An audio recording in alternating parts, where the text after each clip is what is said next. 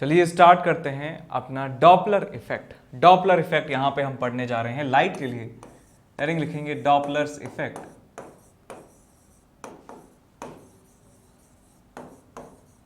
Doppler's effect. तो आपने sound जब पढ़ा था तब वहां पे देखा था कि जब सोर्स और ऑब्जर्वर के बीच में कोई रिलेटिव मोशन होता है तो ऑब्जर्वर तक पहुंचने वाली फ्रीक्वेंसी जो है उसको अपेरेंट फ्रीक्वेंसी कहा जाता था, और उस अपेरेंट फ्रीक्वेंसी में जो है थोड़ा सा वेरिएशन होता है। अपेरेंट फ्रीक्वेंसी जो है वो चेंज्ड होती है फ्रॉम द ओरिजिनल फ्रीक्वेंसी, और इस इफेक्ट को ही कहा जाता है डॉपलर्स इफेक्ट। कुछ लाइट में भी कुछ ऐसा ही होता है, थोड़ा सा यहाँ पे सिचुएशन अलग है। तो यहाँ पे हम लिखेंगे when there is relative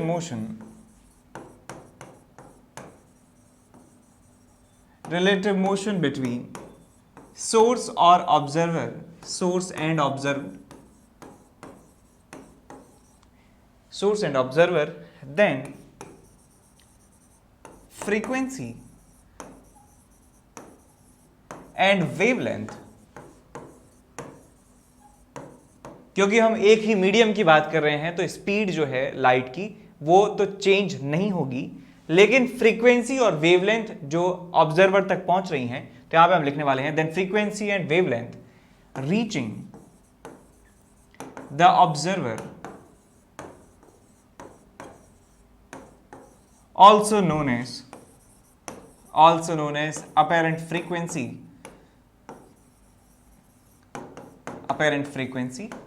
and apparent wavelength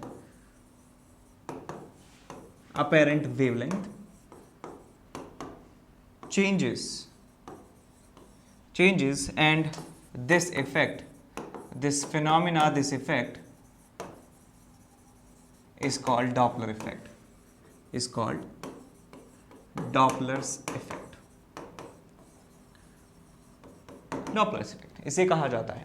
तो अब यहां पे हम देखते हैं कि मान लीजिए आपके पास सोर्स है और ऑब्जर्वर है, और उनके बीच का जो सेपरेशन है वो इंक्रीज हो रहा है, यानी कि उन दोनों में से या तो कोई एक दूसरे से दूर जा रहा है, दोनों के दोनों एक दूसरे से दूर जाने की कोशिश कर रहे हैं। तो यहां पे मैं लिखूंगा इफ, इसमें केस नंबर 1 होता है, case number 1, if distance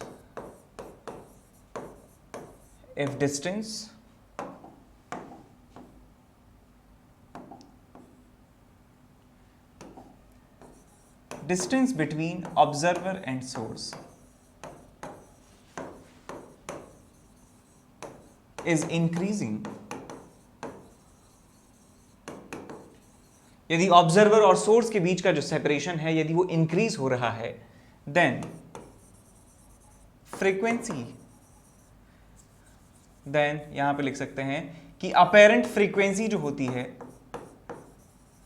apparent frequency के बारे में मैंने आपको बता दिया था कि जो फ्रीक्वेंसी ऑब्जर्वर तक पहुंचती है वो फ्रीक्वेंसी जो होती है वो ओरिजिनल फ्रीक्वेंसी से क्या होती है, कम होती है। जो सोर्स की फ्रीक्वेंसी है उससे फ्रीक्वेंसी कम होती है। और लैम्डा अपेरेंट जो होता है,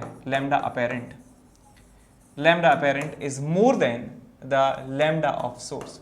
जो सोर्स से वेवलेंथ निकली है उस वेवलेंथ से ज्यादा वेवलेंथ हमें यहां पे मिलती है, and this condition and this situation या दिस फिनोमिना कह सकते हैं, phenomena is called red shift, इसे कहा जाता है। रेड शिफ्ट इसे कहा जाता है बिकॉज इस वाले केस में जो पूरा का पूरा हमारा कलर स्पेक्ट्रम है वो रेड की तरफ जो है शिफ्ट हो जाता है। यहां पे लिख सकते हैं and in red shift the colour spectrum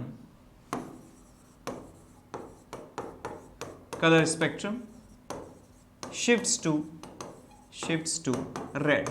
जो हमारे इंक्रीजिंग वेवलेंथ के ऑर्डर में सबसे लास्ट में है रेड, तो रेड की तरफ जो है पूरा का पूरा स्पेक्ट्रम शिफ्ट हो जाता है। इसे कहा जाता है हमारा रेड शिफ्टिंग, इसे कहा जाता है रेड शिफ्ट, इसे कहा जाता है। हेलो बच्चों, जो 11th से 12th मूविंग स्टूडेंट्स हैं और जो इस साल IIT JEE एडवांस क्रैक करना चाहते हैं बच्चों, उनके लिए बहुत ही बेहतरीन बैच स्टार्ट होने वाला है अनअकैडमी पे, इवॉल्व बैच, जो कि 7 अप्रैल से स्टार्ट हो रहा है। यानी कि जेई 2022 में जिनको अपना एग्ज़ाम देना है उनके लिए बैच है। ठीक है बच्चों, और इस बैच में पढ़ाने वाली जो टीम है वो कोटा की टॉप फैकल्टीज़ की टीम है। ठीक है ना, सभी टीचर्स कोटा की टॉप फैकल्टी हैं, और इस साल यानी कि इस करंट ईयर में इस टीम ने बेस्ट रिजल्ट दिए हैं, और ये अनअकैडमी की नंबर 1 टीम है बच्चों। तो मैं आपको यही कहूँगा कि ये बैच आपके लिए बहुत ही बेनिफिशियल है, और जब भी आप इसको सब्सक्राइब करोगे तो एनकेसी सर लाइव करके कोड डालना मत भूलिएगा, उससे आपको 10% का डिस्काउंट मिलेगा। ठीक है बच्चों, जल्दी से जल्दी इस बैच को ज्वाइन कर लीजिए, ये आपके लिए बहुत ही बेनिफिशियल प्रूव होगा। नेक्स्ट केस नंबर 2 हमारे पास है, जिसे ब्लू शिफ्ट कहा जाता है। यहां पे देखेंगे, इफ डिस्टेंस बिटवीन यदि सोर्स और ऑब्जर्वर के बीच का सेपरेशन जो है यदि वो कम हो रहा है, कम कैसे भी हो सकता है, या तो दोनों ही पास आ रहे हैं या कोई भी इनमें से एक दूसरे की तरफ आ रहा है, कुल मिला के ओवरऑल सेपरेशन उन दोनों के बीच में कम होना चाहिए। If distance between source and observer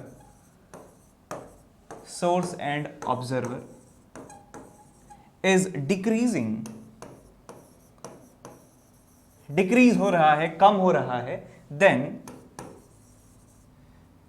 the apparent frequency, जो अपेरेंट फ्रीक्वेंसी होती है वो ज्यादा होती है सोर्स की फ्रीक्वेंसी से, और लैम्डा के साथ रिलेशन होगा उल्टा। तो अपेरेंट जो लैम्डा होता है वो कम होता है सोर्स से निकलने वाले वेवलेंथ से, सोर्स से निकलने वाली वेवलेंथ से कम होती है। तो हम यहां पे इस फिनोमिना को कहते हैं ब्लू शिफ्ट। दिस सिचुएशन या this phenomena is called blue shift. और ब्लू शिफ्ट इसलिए कहते हैं बिकॉज पूरा का पूरा जो कलर स्पेक्ट्रम है वो ब्लू कलर की तरफ शिफ्ट हो जाता है, लेफ्ट की तरफ शिफ्ट हो जाता है। होल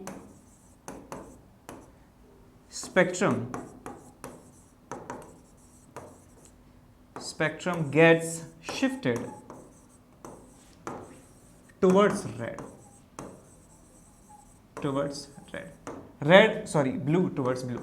ब्लू कलर की तरफ जो है पूरा का पूरा स्पेक्ट्रम जो है खिसक जाता है। अब यहां पे जनरल फॉर्मूला में लिखने वाला हूं, जनरल फॉर्मूला चाहे वो कैसा भी शिफ्ट हो, चाहे वो रेड शिफ्ट हो, चाहे वो ब्लू शिफ्ट हो, ये फॉर्मूला एप्लीकेबल रहेगा। Delta lambda by lambda is equal to delta f upon f is equal to v upon c. ये रिलेशन आपको ये याद रखना है, the delta v by v, mod लगा लें यहाँ पे, delta v by v is equal to delta f by f is equal to v by c. यहाँ पे वी जो है बेटा, वी जो है वो क्या है, रिलेटिव वेलोसिटी या रिलेटिव स्पीड लिखना सही होगा, relative speed between source and observer, और सी जो है वो क्या है, स्पीड ऑफ लाइट।